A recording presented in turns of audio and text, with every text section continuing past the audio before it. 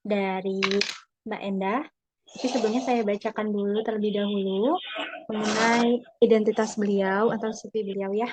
Yang pertama, untuk nama lengkap Mbak Endah Tri Amnomsari, jabatan fungsionalnya sebagai dosen rektor.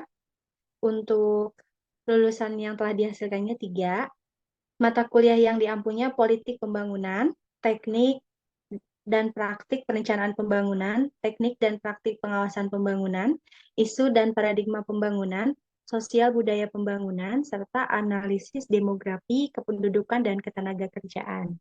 Untuk riwayat pendidikannya, untuk nama perguruan tinggi, S1 di Universitas Negeri Yogyakarta, S2-nya di University of Manchester, dan untuk bidang S1, maaf nih tadi sebelumnya, bidang S1 yang beliau ambil itu administrasi negara, dan untuk S2-nya International Development, Governance and Policy. Nah, untuk tahun lulusnya S1 di tahun 2014 dan S2-nya di 2016.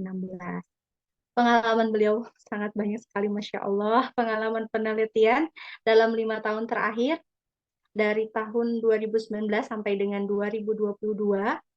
2019-nya analisis kebijakan pengembangan kawasan wisata Geopark Ciltuh, Kabupaten Sukabumi, Provinsi Jawa Barat. Di tahun 2018, strategi perwujudan Kota Bandung sebagai kota ramah penyandang disabilitas, sebuah perspektif aksesibilitas pelayanan publik. Di tahun 2019 juga ada strategi pengembangan kompetensi SDM dan penyelenggara program literasi. Di tahun 2018, strategi inovasi pembangunan desa, studi wilayah Dosa Cibunar, Cikandang, dan Pangerenan, Kabupaten Garut. Di tahun 2020, penyusunan model pembangunan dalam perspektif Sustainable Development Goals atau SDG di Kabupaten Bandung. Di 2021, model kolaborasi stakeholder dalam penurunan stunting dalam perspektif SDG di Jawa Barat. 2022, model pemberdayaan masyarakat menuju tata kelola kolaboratif, partisipasi kader, pembangunan manusia di Kabupaten Sukabumi. Nah, untuk pengalaman pengabdian kepada masyarakat dalam 5 tahun terakhir, dari 2019 sampai 2022, ambil salah satunya, sebagai redaktur jurnal Nata Praja Kajian Ilmu Administrasi Negara Universitas Negeri Yogyakarta Sinta 4.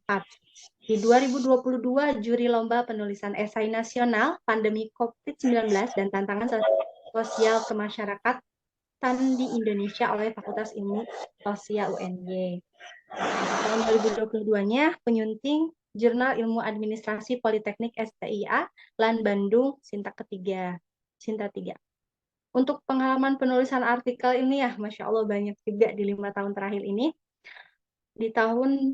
Dari tahun 2018 sampai dengan tahun 2023, saya bacakan di tahun 2018-nya, teknologi digital dan pemberdayaan pekerja migran Indonesia di Hong Kong, studi pembangunan manusia. Dan untuk di tahun 2023-nya, collaborative governments in mediated setting, shifting collaboration in stunting intervention at local level. Masya Allah. Bisa dicek di jurnal. Untuk selanjutnya di pengalaman penyampaian makalah. Ada juga pengalaman penulisan buku dalam 5 tahun terakhir. Di tahun 2021, pembangunan daerah, tinjauan model konseptual pembangunan berkelanjutan atau Sustainable Development Goals SDG dalam penyelenggaraan pemerintah daerah. Di keduanya ada collaborative government, suatu tinjauan konseptual. Banyak, Masya Allah. Tanpa berlama-lama ya Mbak Endah, Masya Allah. Silahkan waktu dan tempat. Terima kasih Teh Tarini, suara saya terdengar ya? Ya. Oke, terima kasih semuanya. Ini kalau yang Sunda akan Teteh, kalau yang Jawa Mas Mbak gitu ya, Kakak semuanya, Bapak Ibu. Thank you for having me. Selamat pagi, Assalamualaikum warahmatullahi wabarakatuh. Oke, untuk bahan paparan saya sudah terlihat ya? Nah, Sudah. Oke, kalau sudah, semoga masih ada Nabung. energi karena tadi dari pagi gitu ya, kayaknya sudah lama gitu ya. Tapi karena banyak cerita menarik tadi dari Teh Esa, semoga masih ada energi sekitar saya coba 40 menit ke depan gitu ya, kalau tidak cukup 1 jam gitu ya, untuk menyampaikan pengalaman saya mengejar studi S2 dan S3 luar negeri dengan beasiswa LPDP. Tadi perkenalan dengan saya sudah ya tadi panjang juga perkenalannya gitu ya. Jadi saya dosen administrasi pembangunan negara di Politeknik STI Alan Bandung. Jadi kami adalah perguruan tinggi negeri tapi di bawah lembaga administrasi negara. Lokasinya ada di Bandung di belakang Gedung Sate di sebelah Taman Lansia. Jadi kalau yang mau main ke Bandung gitu ya boleh silakan nanti kabari saya gitu ya biar kita bisa ngobrol-ngobrol mungkin ya. Baik, biar tidak usah terlalu lama, tapi tetap ya boleh interaktif nanti sambil tanya jawab juga. Tapi mungkin saya sampaikan materi dulu gitu ya, kenalan dulu gitu ya. Eh, Perjalanan saya untuk mendapatkan beasiswa LPDP, saya itu dapat LPDP 2 kali. Yang pertama sebagai fresh graduate di tahun 2014, saya mendapatkan LPDP untuk beasiswa LS2 luar negeri jalur reguler. Waktu itu daftarnya tanpa LOA ya, mengambil studi International Development, Governance and Policy di Global Development Institute di University of Manchester. Ini sudah lulus, alhamdulillah gitu ya. Kemudian yang kedua adalah di tahap 2 tahun lalu, tahun 2022, saya mendaftar sebagai dosen PNS untuk jalur LPDP Targeted. Studinya Development Studies di University of Sussex. Ini masih menunggu masa studi bulan September 2023, jadi sedang dalam proses persiapan untuk visa. Nah, yang perlu saya ceritakan adalah saya daftar LPDP 2 kali, dua-duanya lolos pada percobaan yang pertama. Memang itu faktor yang terbesar sih karena memang sudah rezeki gitu ya, tetapi mungkin ada beberapa hal juga yang bisa saya share seperti apa sih persiapannya sampai saya alhamdulillah gitu ya lolosnya di dalam percobaan pertama tadi, karena saya percaya rezeki itu datang itu kepada mereka yang juga siap gitu ya. Artinya kita tidak bisa hanya menunggu rezeki datang dari langit gitu ya, dari Allah, itu tidak, tetapi kita juga perlu untuk berusaha. Dan inilah yang akan coba saya share melalui sesi kali ini. Ada 4 hal yang akan coba saya share. Ya, yang pertama adalah find your why. Jadi kalau tadi Teh Esa menyebutnya Nobel Purpose, jadi kenapa sih sebenarnya kita mau S2, kenapa mau S3, kenapa mengambil jurusan itu? Itu harus ketemu dulu jawabannya, why-nya, kenapanya. Karena kalau tidak punya itu pasti akan ragu-ragu, bingung mau nulis esainya apa, karena belum tahu mau dibawa kemana, kenapa mau studi tersebut. So, we will find your why. Ya, nanti saya coba share apa sih yang bisa digali untuk menemukan why-nya tadi. Kemudian yang kedua, saya akan share tentang scholarship and university application. Jadi kalau mau daftar beasiswa, apa sih yang perlu dipersiapkan? Tadi sudah banyak yang diceritakan oleh TSA, nanti saya tambahkan sedikit saja. Dan yang kedua ini ada university application. Bagaimana cara memilih universitas, terutama untuk yang di luar negeri, pertimbangannya apa saja? Ya, proses pendaftarannya bagaimana, nanti coba saya ceritakan. Kemudian yang ketiga, all about study abroad. Jadi gambaran ketika kuliah di luar negeri itu seperti apa? Apakah seindah postingan Instagram teman-teman award di LPDP ataukah bagaimana? Nanti akan coba saya ceritakan secara singkat saja. Semoga bisa menjadi inspirasi atau menjadi motivasi terutama bagi yang ingin melanjutkan ke luar negeri. Kemudian yang terakhir adalah tips and trick. This is a personal experience. Jadi sama seperti TSA tidak bisa menjamin bahwa ini it will work on everyone, tidak gitu ya. Tetapi paling tidak itu dari pengalaman saya. Semoga atau kalau ada yang bisa diambil, take it gitu ya pengalaman tersebut. Oke. Ya. Sebentar, di sini ada yang ingin ke luar negeri? Izin ada Mbak, ada Bu. Ada. Nah, ada ya. Boleh Esa panggil mau Mbak ya. S3 luar negeri, Esa. Amin. Oke ya. Kita akan lanjut selanjutnya.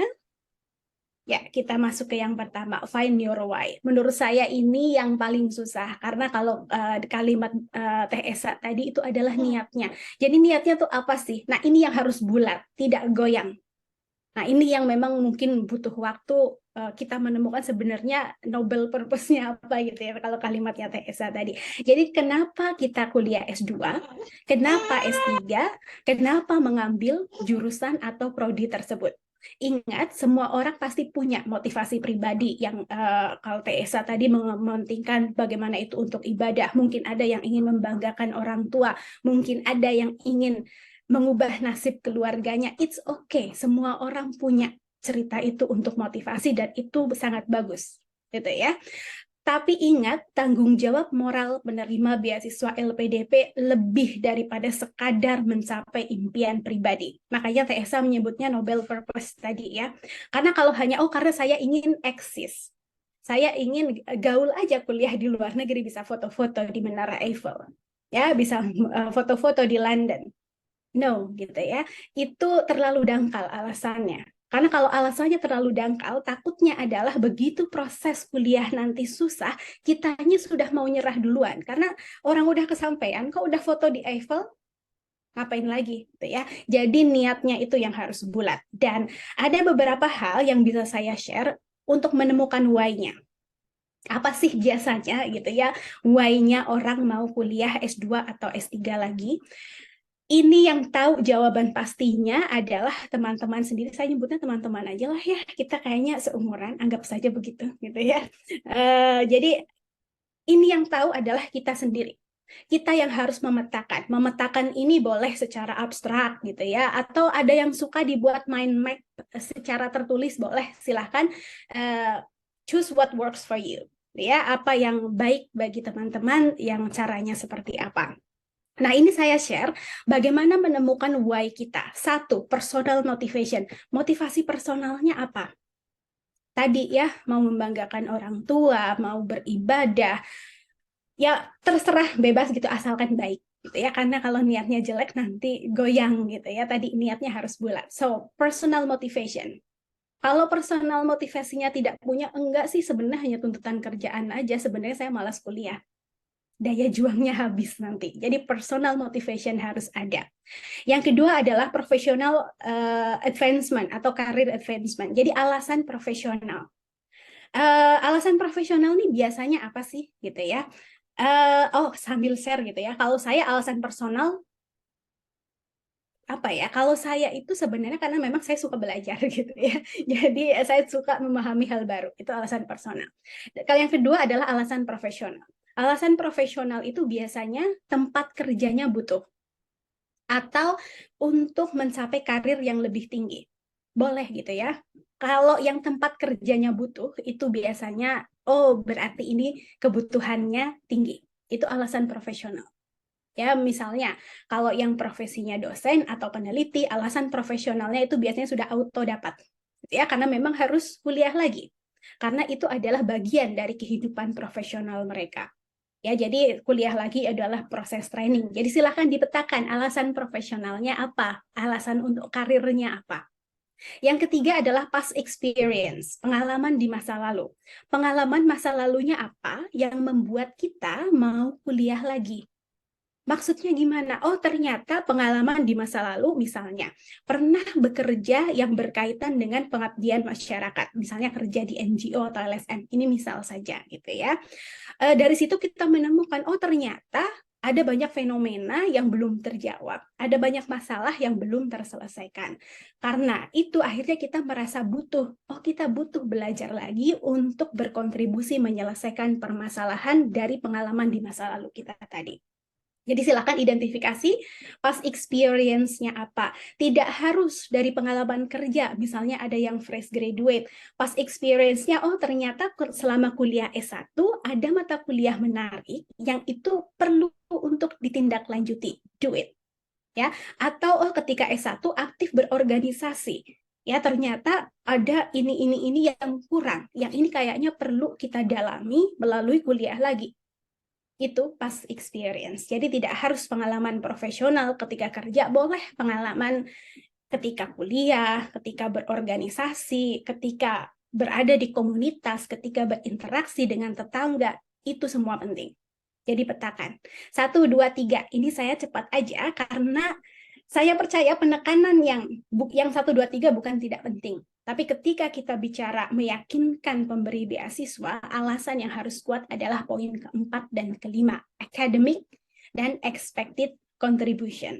Ingat ya bahwa LPDP itu uangnya uang dari rakyat loh ya. Jadi kita itu memakainya tadi bukan sekadar untuk mewujudkan eksistensi diri kita, no. Tapi apa alasan akademiknya?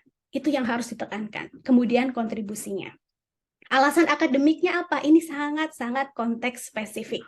Misalnya, ketika kita kuliah S1, saya S1-nya administrasi negara atau administrasi publik, itu kan masih luas tuh. Administrasi negara itu ada tentang kebijakan publik, ada tentang pelayanan publik gitu ya, ada tentang manajemen publik, ada juga tentang pembangunan. Nah, dari banyak hal ini, kemudian saya menyadari gitu ya, di konteks akademik, oh ternyata studi pembangunan itu belum banyak ada di Indonesia. Studi pembangunan itu lahirnya di Inggris, justru universitas-universitas yang menawarkan studi pembangunan itu adalah universitas barat, negara maju. Padahal logikanya, yang membutuhkan pembangunan adalah negara miskin dan berkembang. Tapi kenapa studi tersebut kurang populer di Indonesia? Bahkan masih sedikit universitas perguruan tinggi di Indonesia yang menawarkan studi pembangunan. Jadi saya ingin di situ, saya ingin berkontribusi di development studies, di studi pembangunan. Karena memang belum banyak yang melakukan hal tersebut, terutama di sektor akademik, ya, sebagai akademisi. So I did that. Ya, itu yang akademik ini kayaknya saya tidak bisa memberikan banyak contoh karena ini sangat-sangat konteks spesifik. Caranya adalah lihat lagi dari perkuliahan sebelumnya gitu ya, apa yang ingin didalami, apa yang relevan kalau sekarang sudah bekerja, apa yang relevan dengan pekerjaan kita saat ini, dan ekspektasi pekerjaan atau kontribusi kita ke depan. Kalau masih fresh graduate tadi, dari mata kuliah yang ada, mana yang ingin didalami. Karena S2 ini lebih spesifik, apalagi kalau di luar negeri gitu ya. Itu prodinya sangat spesifik. Ya, jadi yang tadinya dari administrasi publik seperti saya bisa ambil pelayanannya saja, bisa ambil kebijakannya saja, bisa ambil pembangunan saja, bahkan lebih spesifik lagi tentang gender, tentang iklim, tentang sustainable development. Jadi secara akademik itu kita lihat basisnya apa, mana yang ingin kita lebih dalami. Kalau mau pindah jurusan, ini biasanya pertanyaan yang banyak ditanyakan juga. Dulu S1-nya kayaknya karena asal pilih saja gitu ya, karena yang penting keterima kuliah. Jadi bingung S2-nya pengen ganti jurusan, apa yang harus dilakukan? Apakah LPDP boleh memperbolehkan hal tersebut? Boleh. Tapi harus ada justifikasinya. Alasannya apa pindah? Kalau ya udah sih tiba karena pengen aja, nggak bisa gitu ya. Jadi tetap harus ada justifikasi logis. Kalau sudah kerja, oh mungkin karena dulunya sih orang akuntansi, tapi pekerjaan sekarang adalah misalnya analis kebijakan, urusannya lebih banyak pada kebijakan publik. S2-nya boleh kebijakan publik.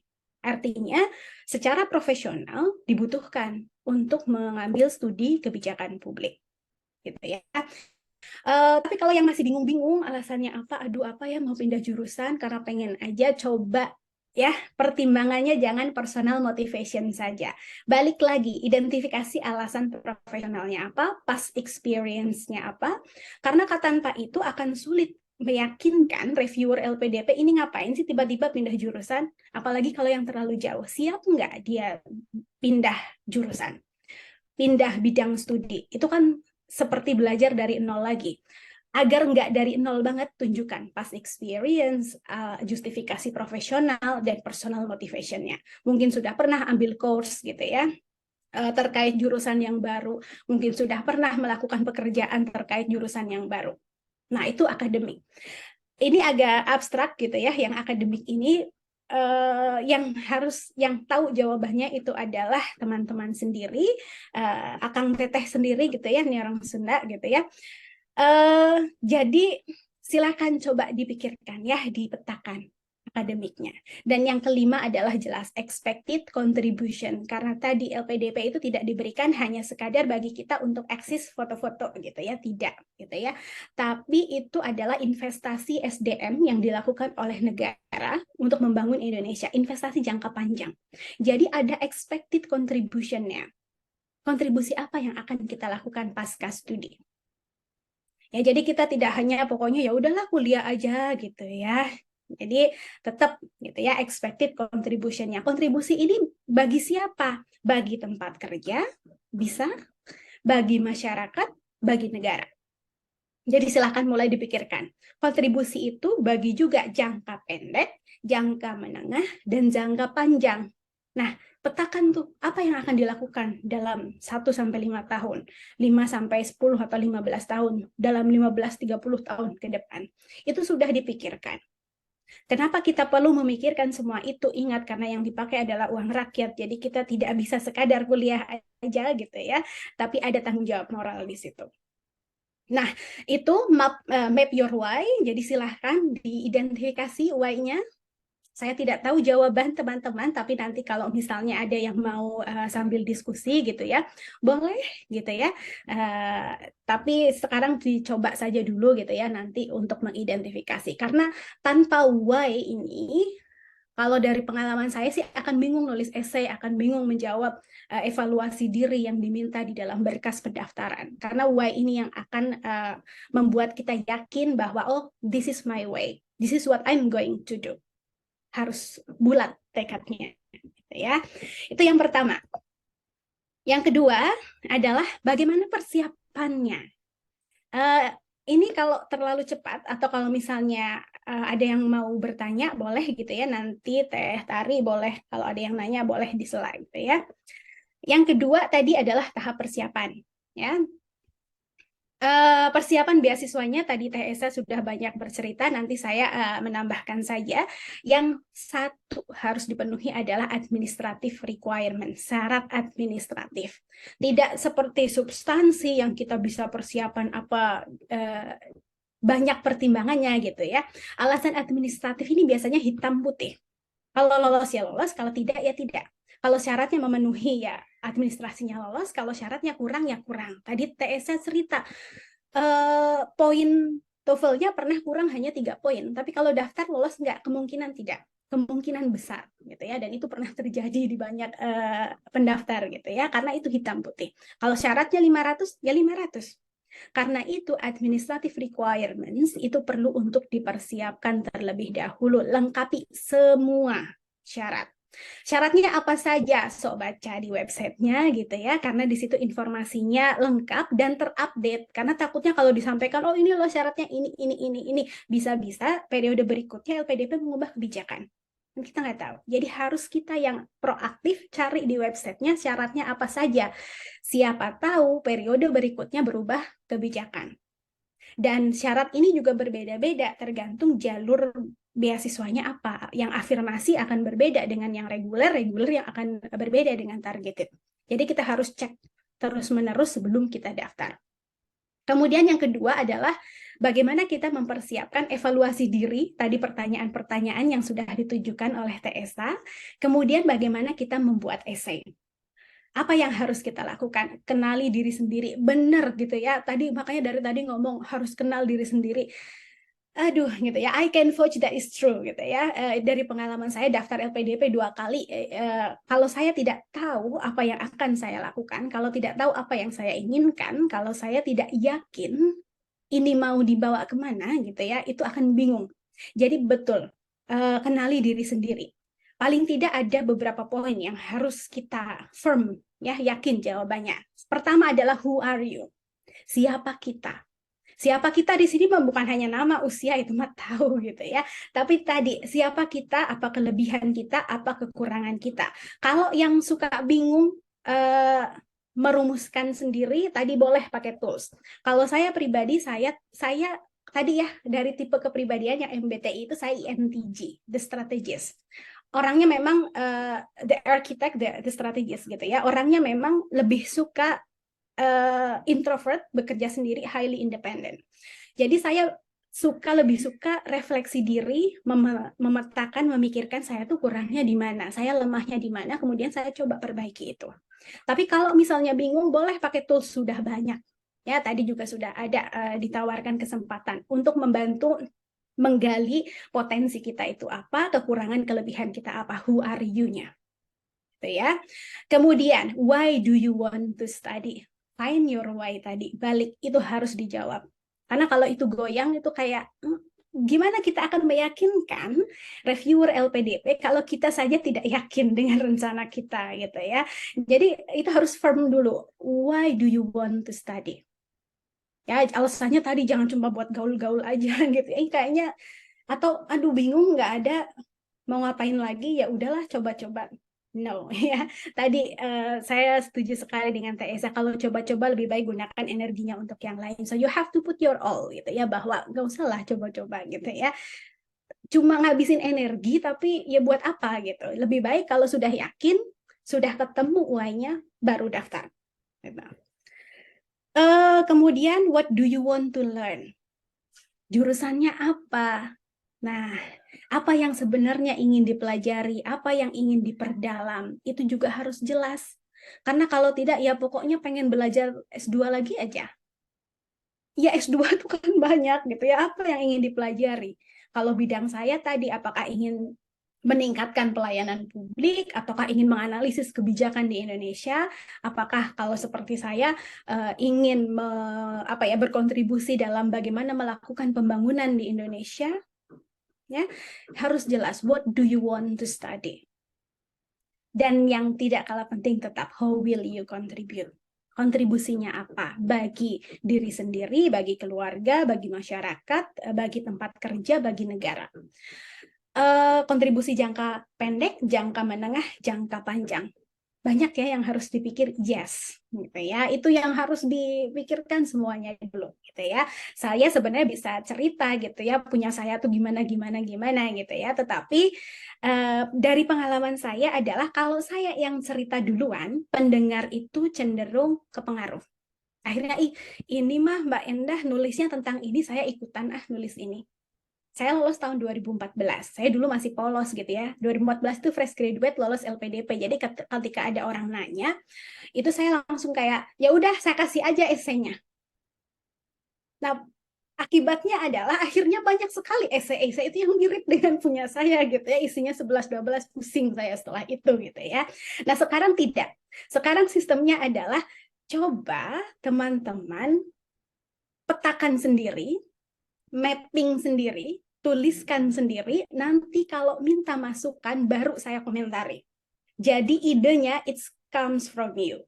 Gitu ya, datang idenya itu original, tidak terpengaruh oleh orang lain. Jadi hasil dari siapa kita. Nah, itu ya. Jadi kalau nanti ada pendampingan esai itu boleh gitu ya, tapi saya tidak akan terlalu banyak menceritakan esai saya bagaimana karena takutnya adalah terpengaruh. Gitu. Jadi nanti khawatirnya mengurangi originalitas dari tulisan esai teman-teman. Kemudian yang ketiga adalah tahapan seleksi. Jadi kalau sudah lolos administrasinya, ada tahapan seleksi. Kalau sekarang TBS dan interview. TBS ini untuk yang belum punya LOA. Saya daftar 2 kali pakai dua-duanya tanpa LOA. 2014 belum ada TBS, tapi waktu itu ada LGD. Leaderless Group Discussion. Kalau sekarang ada TBS, jadi saya mengalami tuh dua-duanya, LDG iya, TBS iya. Kemudian setelah itu interview. Kalau yang sudah ada LOA langsung loncat ke interview. Nah, ini pilih strategi sendiri. Kalau yang Teh Esa tadi tipenya adalah, butuh mentor. Nggak apa-apa, banyak sekarang award di LPDP yang mau gitu ya untuk sharing gitu ya. Nggak usah malu-malu. Rata-rata award di LPDP itu walaupun mungkin slow response atau bagaimana karena kesibukannya, tapi rata-rata itu mau gitu ya ketika ada orang tanya itu untuk jawab. Asalkan pertanyaannya tuh ya relevan gitu ya. Jadi jangan malu-malu untuk kontak gitu ya. Atau ada yang tipe kayak saya tadi ya, saya orangnya INTJ gitu ya, highly independent gitu ya. Jadi saya lebih suka menyelesaikan masalah saya sendiri, analisis saya sendiri. Begitu saya mentok gitu ya, itu baru saya tanya ke orang. Jadi walaupun saya tipenya yang lebih suka kerja independen seperti itu, bukan berarti saya nggak pernah ngobrol dengan yang lain. Saya join banyak kelompok grup gitu ya, terutama kalau di Telegram itu banyak